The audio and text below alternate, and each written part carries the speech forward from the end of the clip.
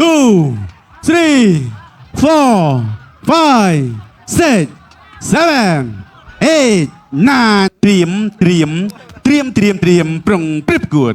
Ginsberg រាជសីគុណខ្មែរគុំមិត្តភាពអន្តរជាតិរវាងកម្ពុជានិងអ៊ីរ៉ង់ទឹកទី1 round 1ទឹកទី1 round 1បាទដៃរបស់សម្អាតទាត់មួយជើងរបស់សម្អាតភ័ក្រមួយរបស់អ៊ីរ៉ង់បាទសារីហ្វូនេះសារីហ្វូមួយដៃសងវិញទាត់ជើងក្រោមរបស់សម្អាតទាត់ជើងក្រោមរបស់សម្អាតវាយក្បាលពួកវាយខាងលើទាត់ជើងក្រោមបាទបង្គោលខៀវថាអីទេ1.8 ម៉ែត្រជាងណោះបាទមួយដៃរបស់សម្អាតទាត់ជើងក្រោមរបស់សម្អាតមួយដៃទៀតរបស់សម្អាតយប់យន្តស្បិនយូកាច់មកដួលក្រាំង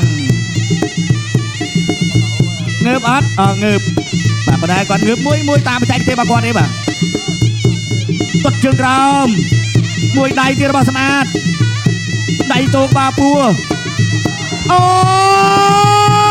យមួយដៃអត់បានអូយជុកកងហោះចូលដៃវិញមួយដៃទៀតរបស់សម្អាតចូលដៃទៀតអូលន់ណាបងប្អូននេះមួយដៃមកដល់ឆ្ងាញ់ដូចគេស្មើទៅចាក់មកគេ4នាក់ចូលកោះកែងនេះបាទមិនខុសអីពីកេនស្បឺកលើកស្ទួយក្រាកគុណខ្មែរឡើងដល់ត្រាជាតិកណ្ដាប់ដៃរបស់ច័ន្ទមាតបីចូលបាពួរអូកស1 2 3 4 5 6 7 8 9